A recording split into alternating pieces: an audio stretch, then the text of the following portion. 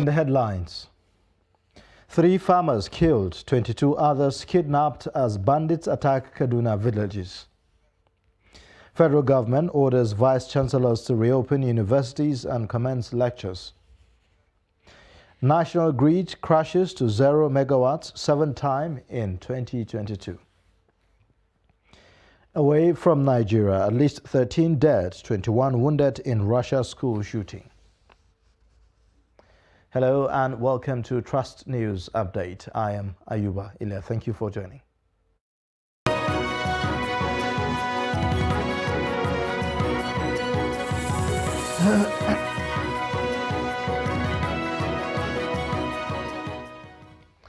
And now the details. At least 3 people have been killed by bandits who attacked some communities in Birnin Gwari local government area of Kaduna State.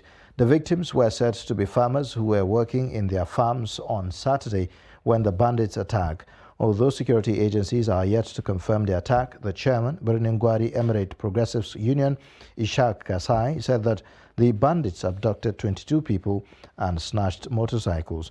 According to him, at about 7 p.m. on Saturday, September 24th, the bandits invaded Hayengada of Damari community in Gazage ward, killing 2 locals and kidnapping 12 people.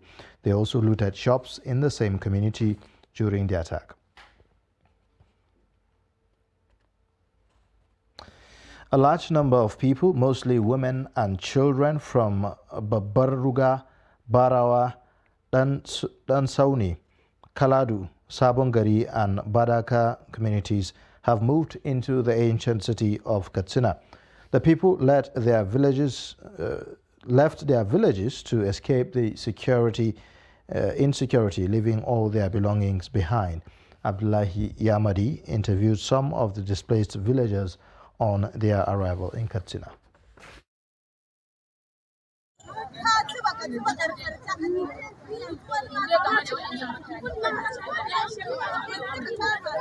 These displaced people arrived Katsina confused, without food and shelter, and since they have nowhere to go, they are at the mercy of the elements. What have we done to deserve this? We can't even enjoy the comfort of our homes. We don't have peace, no food, nothing. All we need is peace. The reason for the plight was the massing up of terrorists armed with dangerous weapons around their villages, planning to launch attacks. The terrorists, they say, had even threatened to burn down their villages if they made any attempt to inform security operatives about their presence and whereabouts. As you see all of us here, all of us have nowhere to go. We have nothing to depend on, and I think the government needs to do more to avert this ugly situation. The terrorists were first seen gathering around 5 p.m. at Bakiawa, one of the scenes of recent attacks on other villages, prompting the villagers to inform security operatives. But the help did not arrive until 8 p.m. when the Nigeria Air Force fighter planes and other security operatives were mobilized to disperse the terrorists. However, by then, the people had started their migration to Katsina City. The terrorists have done their worst in our communities, ranging from assault, kidnapping, rustling of animals, etc. We need help. We need help from the state actors. Observers say, at the wake of this heightened insecurity in Katsina State, a huge humanitarian crisis is imminent. Abdullahi Ismail, Trust Television News, Katsina. Staying with security matters, the Nasarawa State Command of the Nigeria Police has confirmed, the assassination attempt on the immediate past Commissioner for Environment and Natural Resources, Musa Abubakar, by yet-to-be-identified gunmen in the state. Public Relations Officer of the command, Ramhan Nansel, who confirmed the incident, said that it occurred on 21st of September 2022, adding that investigation is ongoing. The former commissioner, who is the Doma South House of Assembly candidate on the platform of the New Nigeria People's Party, said he was attacked by the suspected assassins while returning from Urukubi village of Doma local government area, where he donated relief materials and cash to victims of flood disaster in the area. He explained that about 9 gunmen opened fire on his vehicle from different directions, adding that he sustained bullet injuries on his elbow and back. Trust TV gathered that the 3 bullets were extracted from the victim at the Dalhatu Arab Specialist Hospital, Lafia.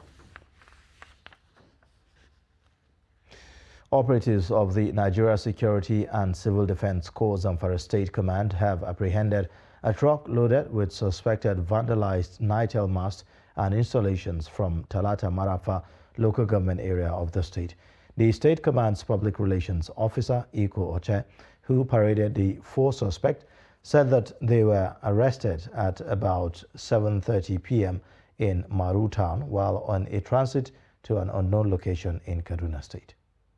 The Nigeria Security and Civil Defense Corps is the agency overseeing all critical national assets and infrastructure. The Corps has been notified since the 4th of August this year that all permits issued to anyone or company to evacuate any property that belongs to the defunct Nitel has been invalidated.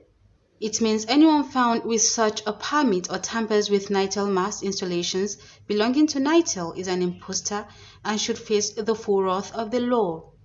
4 persons have been apprehended for vandalism. The public relations officer explained that one of the suspects, Kabiru Abdulmumini, claimed that he was an agent of one Isa Abdulmumini who had obtained the permit from the appropriate authorities to evacuate the items to an unknown destination in Kaduna State. Here we have 4 gentlemen who are suspected to have tampered with United installation from the town of Talata Mafara, Zamfara State. Abdulmumini M, 49 years, who is said to be the agent that was in charge of the evacuation of the Nitel facilities and installations.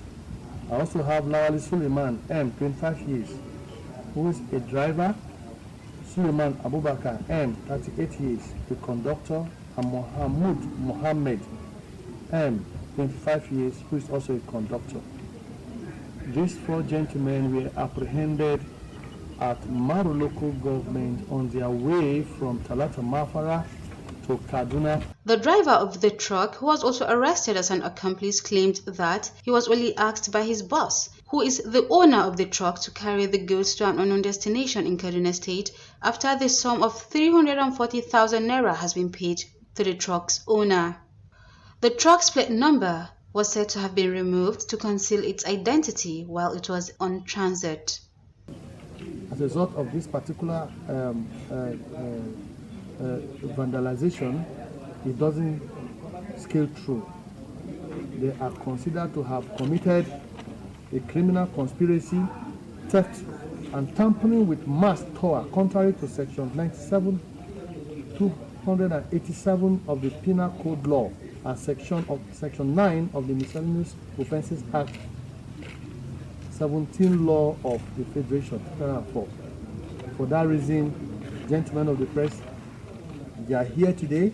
We were arrested this morning at about 7:30 hours, and their destination was Kaduna. According to the NSCDC, the 4 suspects will be prosecuted in a competent court of jurisdiction after investigations are concluded. The federal government, through the National Universities Commission, has ordered vice-chancellors to reopen schools and allow students resume lectures. This was made known in a letter signed by the Director, Finance and Accounts of the NUC, Sam Onazi, on behalf of the Executive Secretary of the Commission, Professor Abubakar Rashid.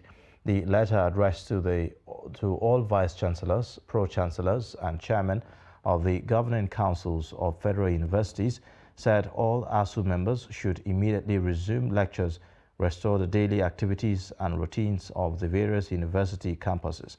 The National Industrial Court of Nigeria last Wednesday ordered the Academic Staff Union of Universities to call off its ongoing nationwide strike.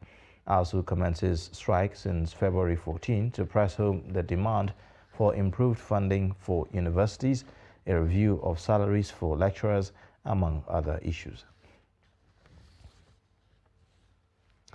The Nigerian Emergency Management Agency, NEMA, has predicted flooding in 27 states, including the FCT. Motorists around Jabi Motor Park in the FCT have expressed concern over flooding that has submerged the roads. Usman Bello visited Jabi and files in this report.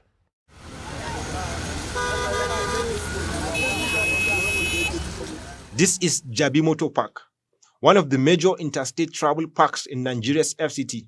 This very busy road that connects Jabi to Utako Market and Uye in Abuja has become a major worry for road users during the rainy season. Motorists say this road at the entrance of the park faced annual flooding, but this year has worsened as a result of the illegal structures were demolished, which as a result blocked the waterways. So we are here since this road, as it dey every day, now so it dey be every year when the rain started falling. So for this year, because of this demolition that happened here, all the drainage that we are this year, you don't block, every year don't block. This place is spoiling our tire, and for a person like me, my tire is bought like 2 for that route. The road has become a public nuisance for commuters, and those in the transport business say they have incurred heavy financial losses. This water has been constituting a menace, disturbing my activities, loading and offloading activities for the past 2 years. As we are seeing, it is not the excess damper that constituted this water. We were told from the Liquid Waste Department of Abuja Environmental Board that there's a structural defect from a sewer line that connected Jabi axis to Utako axis. Authorities have said this year's flooding is one of the worst in over a decade. Lives and properties have been lost, with thousands displaced in some parts of the country. Usman Bello, Trust TV News, Abuja.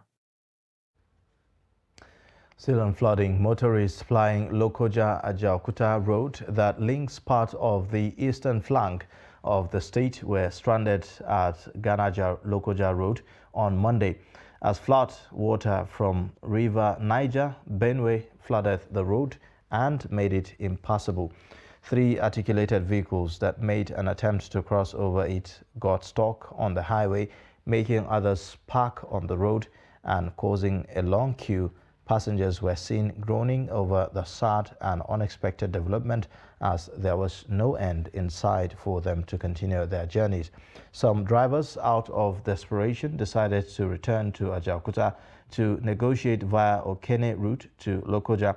Malam Idris Usman, a motorist who claimed to be plying Ayangba, Lokoja every day, said that he had to offload his passengers at Garaja Lokoja village and turn back as it became impossible for them to pass through the surging flood water on the said highway. Retired military officers on Monday defied the early morning rain and staged a third phase of phase of protest at the headquarters Ministry of Defense and Abuja over non-payment of their security debarment allowance, among others. The aggrieved protesters, joined by some relatives of deceased personnel, blocked the road to the ministry located at Ship House on Olusegun Obasanjo Way in the Federal Capital Territory, Abuja. The military veterans, under the aegis of the retired members of Nigerian Armed Forces and the Coalition of Concerned Veterans, CCV, accused the Minister of Defense, Bashir Magashi, of being insensitive to their plight. They said that they are fighting on behalf of the late military personnel and veterans who died in service, especially those who died while fighting Boko Haram terrorists. On his part, the National Secretary of the RMNAF said that the demonstration was to demand the payment of their security debarment allowance, which has been approved by President Buhari but is yet to be disbursed by the ministry. You're watching Trust News Update. Coming up shortly, we'll take a look at how drug abuse aids insecurity. Details of this and more after the break.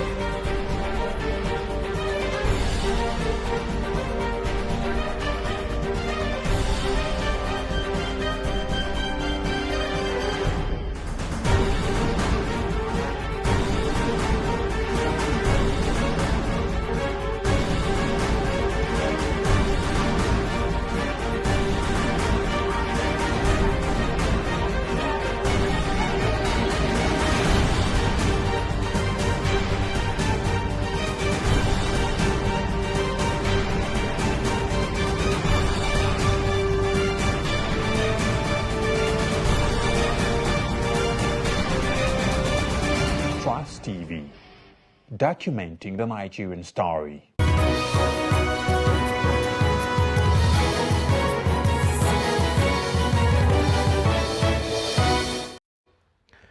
Welcome back. This is the news update on Trust Television. Here's a reminder of our top stories. 3 farmers killed, 22 others kidnapped as bandits attack Kaduna villages. Federal government orders vice chancellors to reopen universities and commence lectures. A federal high court in Abuja on Monday struck out a suit filed by the Economic and Financial Crimes Commission against a former National Publicity Secretary of the People's Democratic Party, PDP, Olisa Metu, for retrial. Justice Emeka Nwite, in a ruling, described the 7-count criminal charge in the suit filed by the EFCC as an abuse of court process. The anti-graft agency had filed the suit before Justice Nwite for the retrial of Metu and his company, Destra Investments Limited, listed as the second defendant. Justice Nwite held that he aligned with the arguments of Metu counsel, Afam Osigwe, and lawyer to his company, Tochukwu Owungbofa, that while the matter was pending before the Supreme Court, it was a gross abuse of the court for the commission to have filed the same matter for retrial before him. He then struck the suit out for being an abuse of court process. The Independent National Electoral Commission has warned the 18 registered political parties fielding candidates for the 2023 general elections to desist from any form of abusive words or hate speeches capable of hampering the success of the elections. The chairman of the commission, Mahmoud Yakubu, gave the warning on Monday in Lagos at the ongoing 2-day media capacity building workshop on the commission's preparations for the 2023 general elections. The event was organized by INEC, European Union, and DAI. The warning comes ahead of Wednesday's formal commencement of campaign activities by the parties. Professor Yakubu, represented by the National Commissioner and Chairman, Information and Voter Education Committee of INEC, Festus Okoye, specifically urged all the registered political parties to critically study and pay attention to relevant laws guiding political rallies and campaigns. The National Broadcasting Commission on Monday urged broadcasters to uphold the ethics of the profession and all legal provisions guiding broadcasting as political campaigns begin on September 28. The Director General of NBC, Balarabe Ilela, made the call at a sensitization forum on political broadcasting with the theme towards a fair and responsible broadcast coverage of the 2023 general elections, a multi-stakeholders dialogue held in Abuja. Ilela also urged broadcasters and anchors of political programs to ensure that guests abide by the broadcasting code. He explained that the objective of broadcasting was for the promotion of national unity, participatory democracy, political awareness, and inculcation of spirit of tolerance of divergent views and opinions. The NBC boss enjoined broadcasters to give equal access and opportunities to all political players, registered political parties, and candidates. Meanwhile, the need to ensure that the right of girls and women to engage in civil society, vote and be voted in elections, serve on boards and make their voices heard in any process that will affect them, their families and their communities is protected has been emphasized. To this end, the Nigeria Orientation Agency is partnering the National Action for Women agenda to flag off a project which aims at boosting women's active participation in politics ahead of the 2023 general elections. Noel Sampson has more. Proponents of greater participation by women in politics say such engagement results in tangible gains for democracy, including greater responsiveness to citizens' needs, increased cooperation across party and ethnic lines, and a more peaceful society. These and other necessitated the unveiling of NAWA project on promoting peace in Nigeria through women engagement by the National Action for Women Agenda, NAWA, in cooperation with NOA and the Ministry of Special Duties and Intergovernment Affairs. The Director General of NOA, Garba Abari, highlighted the role of women in politics and the importance of gender inclusion in politics for national growth. The purpose of today's event is essentially to promote sustainable peace and justice, ensure good governance, and a peaceful coexistence among all Nigerians. It is gratifying to note that NAWA not only believes but also commits to promoting youth and women empowerment, social justice, human rights, and of course campaigns against gender-based violence in Nigeria through advocacy, public enlightenment, dialogue, vocational skills training, seminars, workshops, and conferences, among others. Stakeholders at the event were brought up to speed with the idea behind NAWA and what it stands for. Whosoever that want to come up to contest in any area, either as a president, governor, and other various political things, women should be involved. We want the women to be involved 40%.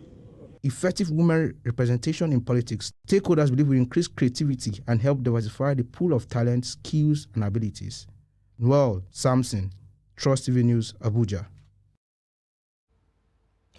The use of drugs and illicit substances is playing a huge role in escalating insecurity in many parts of Nigeria.